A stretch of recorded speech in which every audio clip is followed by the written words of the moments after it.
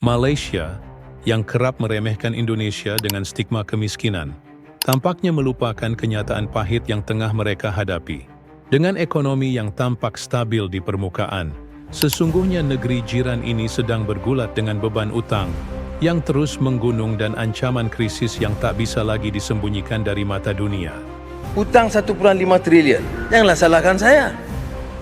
Salah kata pentadbiran dulu, hutang, terus hutang, tiap tahun bertambah. Tahun ini pertama kali kita kurangkan hutang itu. Tapi apakah kita meningkatkan hutang? Tidak. Pinjaman baru tahun ini berjumlah 94 bilion ringgit berbanding atau ketimbang tahun lalu 100 bilion. Jadi tiap tahun dalam jangkaan kita mesti kurangkan hutang dan dengan itu dapat mengurangkan defisit. Berapa kita bayar hutang 1MDB saja tahun lalu sampai sekarang? 48 bilion. Kalau tanya saya tak mau bayar. Kalau Malaysia ini mau kekal macam dulu, lembab, tak meningkat, kita kekalkan cara kita.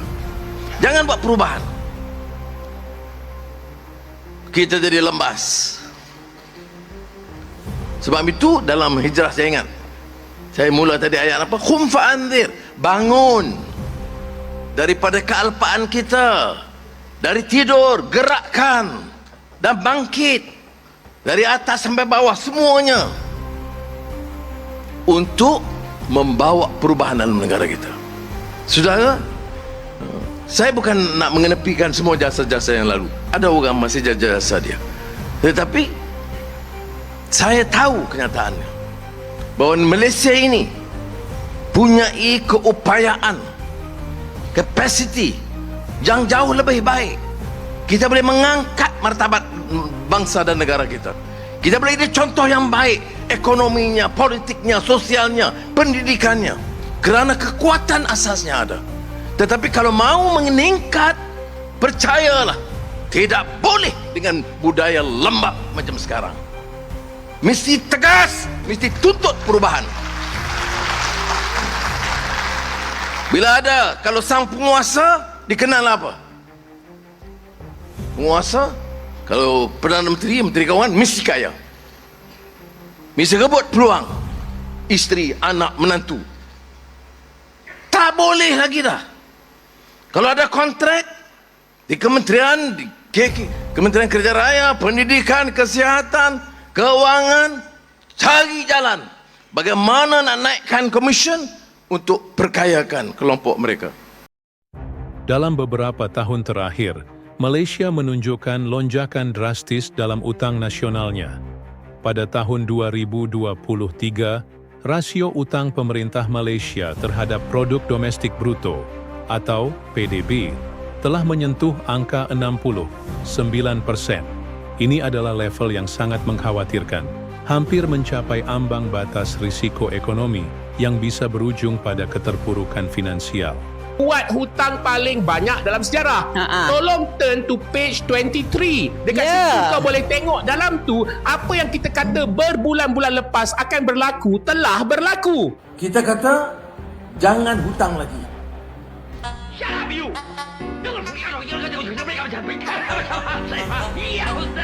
Kita kata jangan hutang lagi. So who's lying now? Lebih mengejutkan lagi, beban utang ini bukan hanya ditanggung oleh pemerintah, tetapi juga oleh rakyat Malaysia sendiri. Pada tahun 2023, utang rumah tangga telah mencapai 84% dari PDB. Bayangkan, lebih dari separuh rakyat Malaysia bergantung pada utang untuk bertahan hidup. Padahal, hanya beberapa tahun sebelumnya, angka ini sudah mencapai 93% pada 2020. Tren ini menunjukkan bahwa masyarakat semakin kesulitan memenuhi kebutuhan mereka tanpa berutang. Fakta ini dengan jelas menunjukkan betapa lemahnya ketahanan ekonomi Malaysia saat ini. Alih-alih menyombongkan diri dan merendahkan negara lain, Malaysia seharusnya lebih fokus pada perbaikan kondisi dalam negerinya sendiri.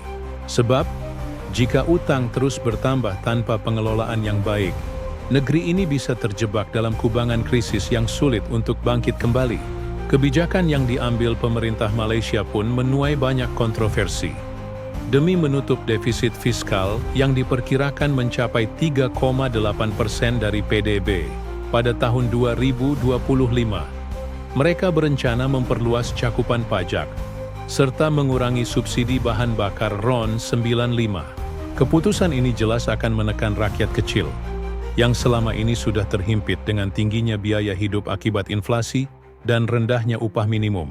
Rakyat Malaysia kini berada di persimpangan jalan. Di satu sisi mereka harus menanggung beban utang yang berat, di sisi lain mereka akan kehilangan beberapa bentuk bantuan dari pemerintah. Bagaimana mereka bisa bertahan jika kebutuhan dasar semakin sulit dijangkau? Apakah Malaysia benar-benar siap menghadapi dampak dari kebijakan keras ini?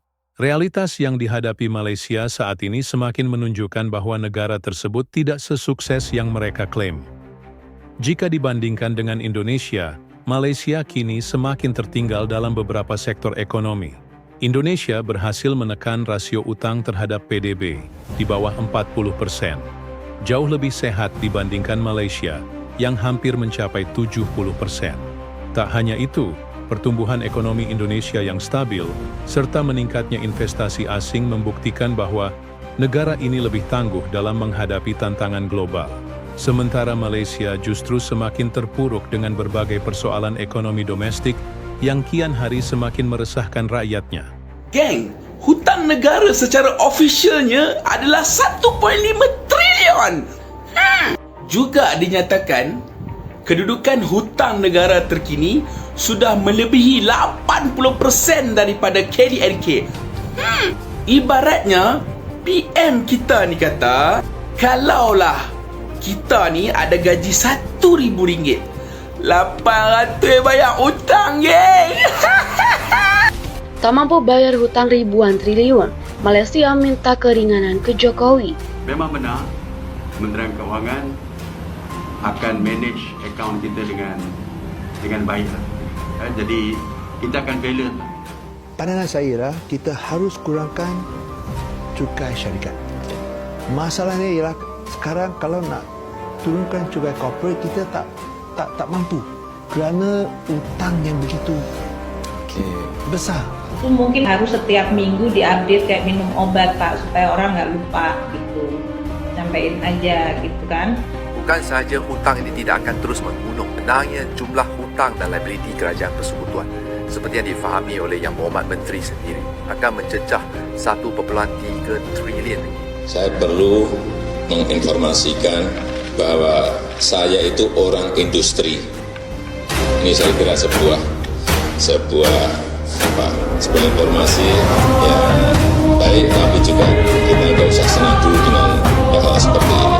Aneh rasanya jika Malaysia masih berani menganggap Indonesia sebagai negara miskin. Padahal mereka sendiri sedang menghadapi krisis ekonomi yang serius. Bukankah lebih bijak jika mereka fokus memperbaiki keadaan internal sebelum sibuk mencampuri urusan negara lain? Selama ini Malaysia selalu menggembar-gemborkan keunggulan mereka di berbagai sektor dibanding Indonesia. Namun, data berbicara lebih lantang. Tidak ada gunanya membanggakan diri jika kenyataan menunjukkan bahwa mereka semakin tertinggal dalam hal pengelolaan ekonomi, stabilitas fiskal, dan kesejahteraan rakyat. Sementara Indonesia terus berbenah, meningkatkan infrastruktur dan memperkuat daya saing industri, Malaysia justru sibuk mencari kambing hitam atas kemunduran mereka sendiri. Sikap arogan ini tidak akan membawa Malaysia ke arah yang lebih baik. Justru, mereka akan semakin tertinggal jika terus menutup mata terhadap masalah yang nyata. Apakah Malaysia akan terus menyangkal realitas ini? Atau apakah mereka akhirnya akan mengakui bahwa perekonomian mereka tidak sekuat yang selama ini mereka gembar-gemborkan? Sudah waktunya mereka membuka mata dan menghadapi fakta bahwa negeri mereka kini berada di ambang krisis. Di era globalisasi seperti sekarang, bukan saatnya lagi bagi Malaysia untuk merasa lebih unggul tanpa dasar yang jelas. Dunia tidak buta terhadap apa yang terjadi di sana. Dengan utang yang terus menumpuk, kebijakan yang tidak populer, serta ketimpangan ekonomi yang semakin terlihat, Malaysia harus berhenti bersikap seolah mereka lebih baik dari Indonesia. Kini, bola ada di tangan pemerintah dan rakyat Malaysia. mereka bisa terus menyangkal dan menyembunyikan kenyataan, atau mulai mengambil langkah nyata untuk menyelamatkan ekonomi mereka sendiri. Pilihan ada di tangan mereka, tetapi waktu semakin menipis.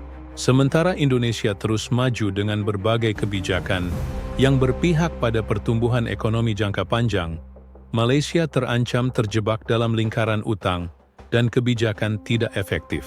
Jika mereka tidak segera berbenah, bukan tidak mungkin status ekonomi mereka akan semakin memburuk dalam beberapa tahun ke depan.